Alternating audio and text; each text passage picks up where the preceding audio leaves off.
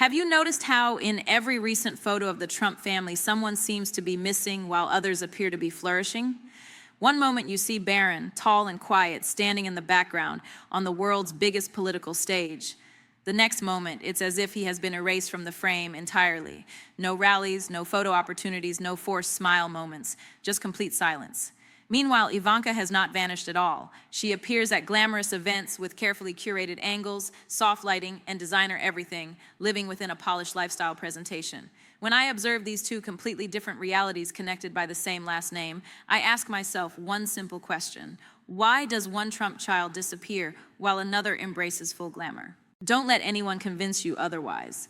In a family that understands the power of a camera shot, nothing about who disappears and who shines is accidental. That contrast, Barron fading into the shadows while Ivanka embraces the glossy, rebranded version of her life, is not just timing coincidence. That appears strategic. That looks like a family division, not just internally, but in how they want us to perceive them externally. When a political dynasty begins rearranging which children are visible and which remain invisible, you can be certain it involves more than family drama. It involves power, image, and the future of the Trump brand when the cameras eventually stop following Donald daily. Before we explore this further, I want to know who's actually engaging with this conversation. Please drop in the comments which country you're watching from. Are you in the US watching this unfold in real time, tuning in from the UK, Canada, or somewhere else in the world, just shaking your head at this family saga like it's a never-ending series? Tell me below. I really do read these responses. While you're there, if you're tired of receiving airbrushed family photos without the real stories behind them, go ahead and tap like, hit subscribe, and turn on notifications because we're about to look behind the curtain together. When one child disappears while another steps into the spotlight, that's not random, that's a message. Tonight we're going to decode exactly what they're trying to communicate. Let's rewind because this split between Barron's vanishing and Ivanka's glamour transformation didn't emerge from nowhere. Back when Donald was at the height of his power, with packed rallies, chanting crowds, and cameras glued to every podium, the Trump family had a very specific appearance. Ivanka was right there as the polished advisor, the speaker, the one in tailored outfits with measured tone and soft smile. She was the reasonable one, the bridge, the person people pointed to and said, well, I don't know about him, but she seems put together. That wasn't accidental. She was the daughter transformed into a brand ambassador. Then there was Barron, not at the microphone, not giving speeches, just tall, quiet, hovering in the background at key moments, walking across the South Lawn, standing near the podium, joining for a wave or photo. He wasn't a player, he was a presence, a reminder that even this wild, chaotic figure at the center had a normal family in tow. You saw him, but you didn't hear him. You recognized his face, but not his voice. That's important because silence in a powerful family is not always freedom. Sometimes it's a role. I want you to understand clearly here. I'm not attacking a child. I'm not dragging Barron. I'm analyzing the pattern because powerful families have always done the same thing. They decide who gets put on stage and who gets kept in the shadows. They decide who becomes the golden child, the one they show off at every event as proof that everything's fine, and who becomes the quiet one, standing behind the scenes, seen but not fully known. Some of you grew up in that exact setup. One sibling was always dressed up, introduced to everyone, bragged about, look at what they're doing, look at who they've become.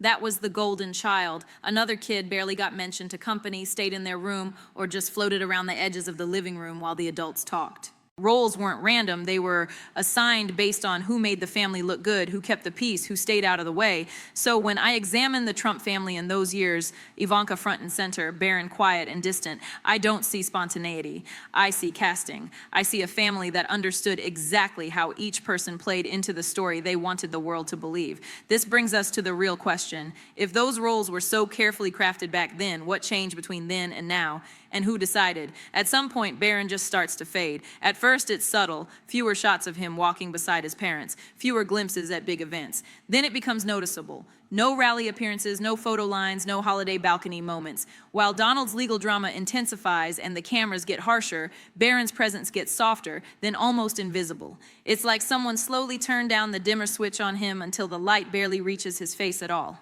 That's where the big question lands. Did they pull him back to protect him or to control the story around him?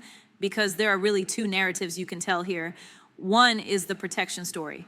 We don't want him dragged into all this. We don't want cameras in his face, reporters dissecting his every move, late night shows making jokes. Let the boy have a life, some privacy, some normalcy. Listen, on the surface, that sounds right. That sounds like something any decent parent would want. Keep the kid away from the court dates, the headlines, the ugliness. But then there's the other narrative, the control story. The less you see of him, the less he can say, the fewer unscripted moments exist where he might show what he really thinks, how he really feels, what it was actually like behind those doors. Silence can be a shield, but silence can also be a muzzle. Keeping him off stage doesn't just spare him, it also keeps him from becoming an independent voice that might one day complicate the official Trump mythology. I've seen this play out up close, not with presidents, but with regular families trying to hold it together externally. I remember watching one household where things got messy, arguments, money troubles, secrets, and suddenly the youngest kid was always staying with an aunt, away at camp, busy with school in another town. Folks would say, "We're just giving them stability." But if you listened closely, it was really about making sure the neighbors didn't see how bad things had gotten. That child's absence was less about their peace and more about the adult's reputation. So when I see Barron slowly vanish from the public picture right as the chaos around his father explodes, I can't help but hold both possibilities at once. Maybe this is the first real act of mercy in a very public, very messy story. Or maybe it's something colder, strategic silence, a future asset being kept off the board. While Barron is slipping out of sight like a ghost in his own family story, Ivanka is doing the exact opposite. She's not gone, she's just gone glamorous. You don't see her standing behind podiums next to her father anymore, but you do see her at perfectly lit events in carefully chosen dresses, smiling just enough for the camera without saying too much. You see the curated photos, vacation sunsets, polished family moments, soft focus, lifestyle vibes. It's less West Wing advisor now and more aspirational brand. If you only looked at her feed, you might almost forget that she spent years walking the halls of power, sitting in high-level meetings, being introduced as senior advisor to the president. She didn't disappear, she changed sets, she stepped off the political stage and onto the lifestyle one, wearing the same last name, just styled differently. This is how rebranding works for powerful families. And you need to catch this. New clothes, new tone, new language, maybe even a new zip code. But the history, the decisions, the rooms they stood in, and the policies they helped sell, that doesn't just vanish with a better filter. A soft smile doesn't undo a hard record. And yet, time and time again, we watch people in power put a fresh coat of paint on themselves and hope we'll forget what the house looked like before.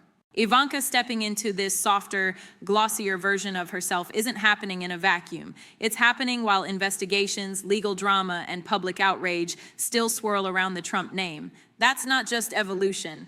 That's calculated distance and designer clothing. I've experienced a version of that in my own life. Those moments where certain folks wanted me in the room, not because they valued my voice, but because they liked how my presence changed the optics. They wanted the photo with me in it, the credibility, see, I've got good people around me glow. But when it came time to hear something uncomfortable, to face the truth, to change course, suddenly my opinions weren't nearly as attractive as my image. I had to decide, am I going to be your decoration, or am I going to stand in my own truth? So when I look at Ivanka's glam rebrand, the gowns, the soft lighting, the "I'm just living my life now" aura, I don't just see a woman finding herself. I see a woman quietly moving her image to higher ground while the family name burns below. This isn't just Ivanka moving on. This looks like Ivanka trying to save her image while the legacy that built it is still on fire. Here's where this gets more unsettling. Barron disappearing right now doesn't mean he's out of the story forever. In a dynasty mindset, every child is a piece in the long game. Barron could be positioned in at least 3 ways. First, there's the heir. The idea that one day when Donald is too old or gone, this tall, quiet son becomes the fresh start for the brand. New face, same name. They present him as the next chapter. Different tone, same legacy. Second, there's the shield, the child they roll out in soft interviews and glossy profiles to humanize the family when things get too dark. Look, he's normal, he's kind, he loves his dad. Everything couldn't have been that bad. Third, there's the sacrifice. The one kept half in the dark, overly controlled, rolled out only when it benefits someone else, and blamed or used if things go sideways. If that sounds dramatic, think about what you've seen in regular families. How many kids have been pushed into careers they never chose because somebody told them, "You're the future of this family." Maybe it was, "You're going to run this business when I'm gone," whether they wanted to or not. Maybe it was, "You're going to be the first doctor in this family," even if their heart was in art or teaching or something else entirely. Sometimes those kids step into the role and make it their own. Sometimes they crumble under it, sometimes they run. I've watched younger people get molded for someone else's agenda more times than I can count, pulled into campaigns, causes, businesses, churches, not because anybody stopped to ask, what do you want? But because their presence served the story the adults wanted to tell. I've been in rooms where I had to decide, do I step in and challenge what's being done to this young person, or do I walk away and protect my own sanity? That's not an easy choice. There's a special kind of ache that comes from seeing someone's life shaped more by other people's unfinished dreams than by their own voice. So when I look at Barron now, hidden, quiet, name still loud, I can't help but see those three possible futures hovering around him. Will he be groomed as the heir, polished up and presented as the next Trump? Will he be held back as the gentle shield they use to soften the story when it suits them? Or will he be the sacrifice, the one who never really got to choose but was always expected to play his part when called? When the cameras finally turn to Barron and ask who he is, will he be speaking for himself or reading a script somebody else wrote? While Barron's future feels like a question mark being kept in a locked drawer, Ivanka's path looks much more like an escape route in heels. She didn't storm off, slam a door, and denounce her father on live TV. That's not her style. Instead, she quietly backed away from the rallies, slid out of the frame when the court dates piled up, and let her name drift from advisor in the White House to just a mom, just a businesswoman, just living my life. That distance from the rallies, the indictments, the legal circus, that is her soft escape hatch. She didn't cut the cord. She lengthened it enough so that when the history books start tallying up blame, she can point to the gap and say, see, I stepped away. I'm not saying there's anything wrong with wanting to protect your kids from chaos. Every decent parent tries to do that. But we have to ask the harder question. Is Ivanka primarily protecting her children, or is she protecting her own ambition from being welded permanently to her father's fallout? Because she stood there for years on that convention stage in that West Wing office, helping to sell his image. She didn't just watch it happen, she participated. So when she quietly pivots to glam reinvention without any real public reckoning, I see a woman who wants a future in polite society that doesn't require her to sit in the mess she helped build. You've seen this before in your own life, I'm sure. People walk away from a messy partner, a broken family business, a corrupt boss, and suddenly they're talking about growth, new seasons, protecting their peace like they were just innocent bystanders the whole time. No real apology, no repair, no honest, I stood next to something harmful and I'm sorry. Just a new haircut, a different city, and some motivational quotes on social media. It's reinvention without accountability. I've been tested in that space myself. There was a moment when my presence was making somebody else look a whole lot better than they deserved. They wanted me on the flyer, in the photo, in the announcement. Look who's with us. But the closer I looked at what they were actually doing behind the scenes, the sicker I felt. I had to make a choice, stay for the access, the connections, the comfort, or walk away and keep my integrity. I chose to stop being somebody's good optics, even though it cost me. Let me tell you, it is a strange kind of freedom to know you're no longer propping up something you don't believe in. So when I watch Ivanka float through this glam exit, soft colors, family photos, tasteful distance from the ugliest headlines, I can't call it pure growth. Not when there's been no real reckoning with what she stood beside. Reinvention can be beautiful when it's honest, but when you skip over accountability, it's just costume change. When you zoom out from all of this, Barron vanishing, Ivanka going glam, the older one's still out there swinging. What you really start to see isn't just a bunch of individual choices. You see a picture of the person at the center, because grown children don't all start repositioning themselves for no reason. One steps back, one disappears, others double down harder than ever. That's not random. That's gravity. That's what it looks like when a whole family is trying to figure out how close they can stand to the fire without getting burned beyond recognition. Look at the pattern. Ivanka quietly backs away from the loudest chaos. No more campaign speeches, no more daily proximity to the mess. Barron doesn't just step back, he practically evaporates from public life. And then you've got the older siblings who are still out there on stages, in interviews, posting, defending, attacking, trying to hold the line for the brand. All of that motion orbiting around one man, one personality, one machine that runs on loyalty first, loyalty second, and loyalty third, with emotional safety, truth, and stability coming in somewhere way down the list. You don't have to live in a gold tower to recognize that dynamic. Some of you grew up in houses where everyone walked on eggshells around one person. Maybe it was a parent whose temper set the weather in the whole home. Maybe it was someone battling addiction. Maybe it was a narcissist who had to be the center of attention at every dinner, every holiday, every story. In those houses, if you really want to know what it was like, you don't ask the person at the center. You watch the kids. One gets loud and defensive, always ready to fight anybody who criticizes that parent.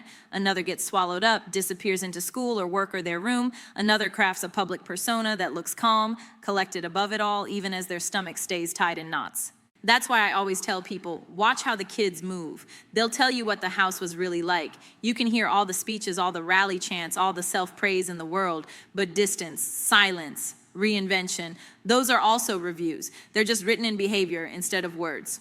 So when I see Barron gone quiet, Ivanka polishing a softer life at arm's length, and others clinging tighter than ever, I don't just see a family under pressure. I see a verdict on the man at the center, the Trump machine they all grew up inside of. And no matter what Donald says about himself, his children's distance, silence, and reinventions are part of his record. I want to turn this lens back on you for a minute, because it's easy to point at the Trumps like they're some strange species on another planet. But the truth is, the patterns we're talking about live much closer to home. So let me ask you, in your family, who were you? Were you the vanishing one, the person who learned to stay small, stay out of the way so the storms passed over you? Were you the golden one, the one everybody showed off at reunions, at church, at work because you made the family look good? Were you the fixer, the one they upped, the one called when things blew, who smoothed it over, made excuses, held people together? Or were you the quiet one, the watcher, the listener, the one who saw everything but said almost nothing? Who did you have to become to survive your family? Really think about that for a second. Did you become the funny one to distract from the fighting? The overachiever to prove you were worth the trouble? The caregiver who took on responsibilities way too young because nobody else would? In your story, who stepped into the spotlight and who disappeared? Was there someone everyone bragged about while another sibling, cousin, or even you faded into the background so the star could shine? I remember a time in my own life when people thought they had my role figured out for me. They wanted me to be the one who made everything look okay, the proof that the system worked, the person they could point to and say, see, we're doing fine. They had a script already written, smile here, stand there, don't say too much that makes people uncomfortable. And for a while, it was tempting, easier to go along, easier to be the good one than to rock the boat. But there came a moment where I had to choose, live their story or live mine. I chose my own path, and it cost me some comfort, some approval, some relationships, but it gave me something I wasn't willing to trade anymore, myself. That's why Barron and Ivanka's split hits a nerve. Yes, their story is extreme, gold elevators, Secret Service, billions on the line, but the pattern, the roles, those are familiar. One child pulled into the glow, one child fading into shadow, one trying to reinvent themselves without fully facing what came before. You don't need a famous last name to recognize that. If you feel comfortable, I'd love for you to share in the comments, what role did you grow up playing in your family? Did you choose it or did it choose you? And are you still carrying it today? Because at the end of the day, this isn't just a Trump story. It's a story about what power does to families. When you take everything we've just walked through and lay it side by side, Barron vanishing and Ivanka going glam aren't random little personality quirks. They're signals of a family split under pressure. On one side, you've got absence, a son pulled out of the spotlight, whether for mercy or for control. On the other side, you've got polished presence, a daughter stepping into softer light, reinventing her image while keeping just enough distance from the storm. Power, fear, ambition, survival, they're all wrapped up in those two very different public choices. And here's the truth I keep coming back to. You can measure a person's legacy by the titles they held, president, advisor, CEO, whatever you want to stamp on a business card, or you can measure it by the way their children move when they're finally free to choose. One is for history books, the other is for the truth. Because you can stand on a stage and tell the world anything you want about yourself, strong, smart, successful, chosen, but the distance, the silence, the reinventions of the people who grew up in your shadow, those are reviews you can't edit. If you feel disturbed by all this or sad or angry about how power reshapes families, your feelings are not too much. They're not overreacting. They're a sign that your heart still knows the difference between influence and manipulation, between protection and control. Some of you are seeing pieces of your own story in all this, and if that's you, I want you to know you're not alone. If you want more conversations like this, not just gossip, not just headlines, but real talk about power, family, and truth, go ahead and tap that like button. Make sure you're subscribed to The Prime Truth and turn on your notifications so you don't miss what we unpack next. And I really do want to hear from you in the comments. Do you think Barron is escaping or being groomed? Do you think Ivanka is healing or just hiding in a prettier frame? Where do you see yourself in these family roles we talked about tonight? Drop your stories, your questions, your pushback.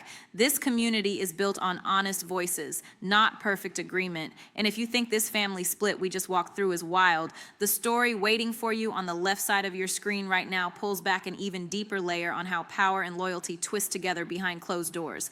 I'm not even going to tell you what's in it. I just know if you're still here with me, that next one is exactly where you need to go. So go ahead and click that video on the left. Don't just let it sit there staring at you. I'll meet you over there and we'll keep unraveling this.